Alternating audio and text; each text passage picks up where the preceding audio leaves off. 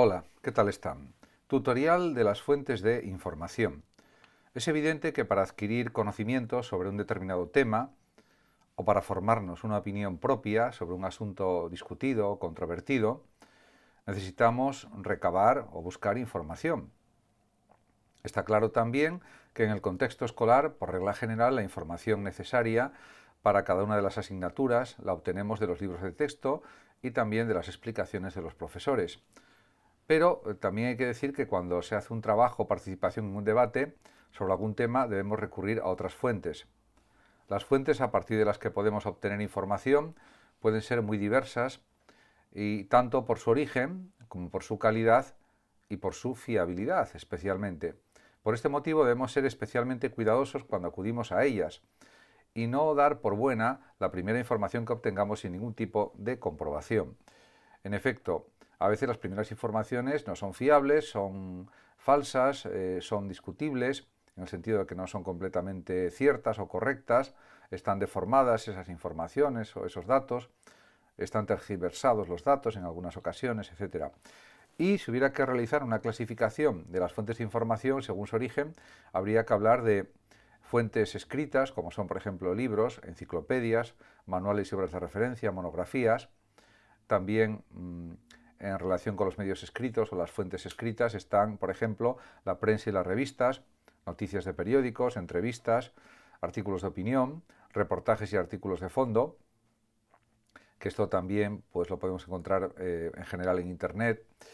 Y en cuanto a los medios de comunicación, pues informativos, de televisión, documentales, entrevistas y debates y otros. Y en la radio, por supuesto, también las noticias, las tertulias y otros. Por supuesto, también están las fuentes propias de las películas, del cine. Y en cuanto a las fuentes de información directas, pues serían las consultas a expertos, las encuestas a determinadas personas o a colectivos, las conversaciones informales y otros procedimientos. Por supuesto, dentro de este análisis de las fuentes de información, cabe hablar también de la influencia de las ideologías, porque es cierto que muchas o casi todas las informaciones que recibimos están contaminadas por interpretaciones ideológicas. Y a veces esa contaminación ideológica es muy sutil y resulta difícil o muy difícil percibirla. Podría parecer, por ejemplo, que las noticias que se publican en un periódico determinado están exentas de contenido ideológico, pero nada más lejos de la realidad. Por eso es preciso estar prevenidos. No es lo mismo un periódico de centro izquierda que de centro derecha, un periódico de derechas, de izquierdas, etc. Si cogemos, por ejemplo, un periódico o entramos en la versión digital de uno de ellos, veremos cómo el cuerpo de la noticia nos da datos bastante objetivos, cifras, consultas a expertos sobre un tema que se está tratando, etc. Sin embargo, hay otros aspectos en los que debemos fijarnos.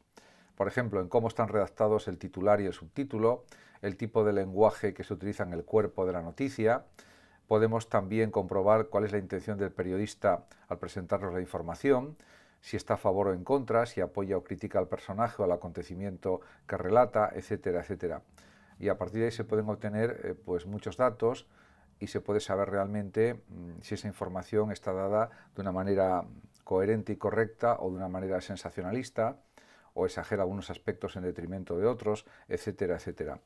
Además, también se puede analizar lo siguiente, que una buena forma de comprobar si una noticia está influida por opiniones ideológicas es buscar esa misma información en dos o más fuentes, podemos decir 3, 4 o 5 fuentes, cuya línea editorial sea ideológicamente opuesta.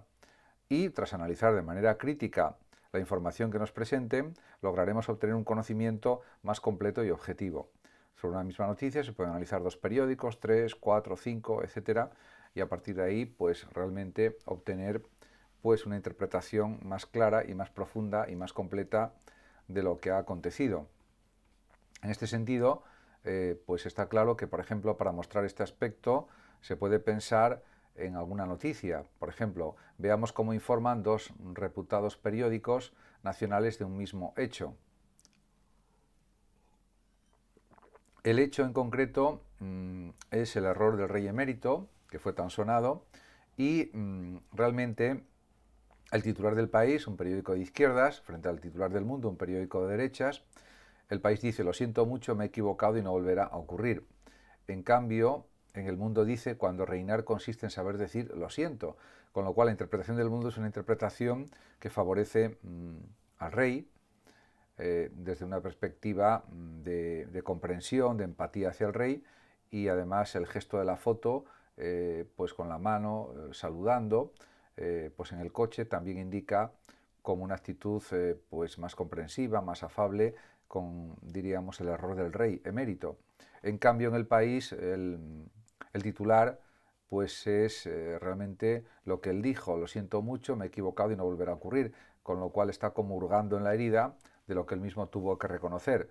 Por lo tanto, en ese sentido, el titular de la noticia es mucho más contundente y fuerte contra el rey, a diferencia de lo que dice El Mundo. Por lo tanto, está claro que la selección y la crítica de las fuentes informativas es fundamental. De hecho, la selección que hagamos de la información debe guiarse por criterios como la accesibilidad, el rigor o el tipo de información deseada. En efecto, esto también se observa en los informativos, en los telediarios, que depende de la cadena que sea, puede ser Antena 3, Telecinco, La 4, La Sexta Noticias, La 1 y otros canales, otras televisiones, pues también varía en buena parte la información que se ofrece y la interpretación que se hace de la misma, por supuesto.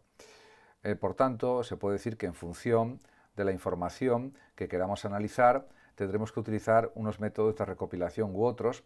Por ejemplo, si queremos conocer la opinión de un grupo de personas, podemos valernos de una encuesta. En cambio, si estamos realizando, por ejemplo, un trabajo de investigación científica, será necesario acudir a fuentes de expertos de toda solvencia, y si lo que queremos en una primera aproximación a un tema pues llegar a una información fiable, nos puede valer la consulta en varios sitios de Internet, por ejemplo. De hecho, podemos decir que en los últimos años ha aumentado la cantidad de información que llega hasta nosotros a diario, especialmente a través de los medios de comunicación de masas y de las redes sociales. Hoy mismo, por ejemplo, ha habido un apagón, diríamos, de WhatsApp durante unas 2 horas y, bueno, pues hay que tener en cuenta que WhatsApp tiene 2.000 millones de usuarios. ¿Qué ha tenido que hacer la gente? Pues mandar mensajes de texto, hacer llamadas telefónicas, o usar redes sociales para comunicarse, etc. Y eso es lo que ha sucedido, fundamentalmente. Pero son métodos alternativos de comunicación también los que se pueden usar. Por lo tanto, realmente está claro que pues en ocasiones es contraproducente esta cantidad de información que recibimos, ya que el ritmo con el que recibimos la información, se puede decir, es mayor que el que necesitamos para cotejarla, compararla y validar su contenido y contrastarla. De ahí que en los últimos años se haya multiplicado el número de bulos o fake news que circulan por Internet. Es importante también que comprendamos que hay que analizar bien la información, en definitiva que sepamos analizar bien la información para ser capaces de comprobar que es cierta, de comprobar su veracidad. Por lo tanto, lo que habría que hacer para comprobar que la noticia es cierta o que la información es cierta, habría que seguir 4 pasos. Primero, localizar exactamente la fuente de información, la fecha de publicación y el autor o el medio que lo está publicando.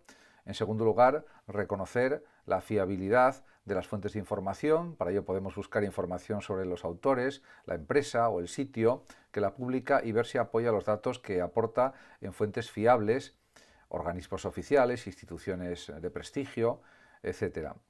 En tercer lugar, hay que observar el tipo de lenguaje utilizado. Si emplea muchos adverbios, superlativos, si es alarmista, si es sensacionalista y si se contradice entre el titular y el contenido de la noticia, con lo cual esa noticia pues sería exagerada, falsa, no válida en definitiva. Y por último, en el cuarto punto, habría que contrastar la información con otras fuentes, pues con varias, no hace falta que sean 20 fuentes, pero sí con 2, 3, 4, 5 aproximadamente. Esto es necesario, sobre todo, cuando no hay un autor o un medio de comunicación fiable que avale la verificabilidad de la noticia. En este sentido, pues hay distintos procedimientos. Una buena forma, por ejemplo, de cotejar la información es buscar la misma noticia de la forma más objetiva posible.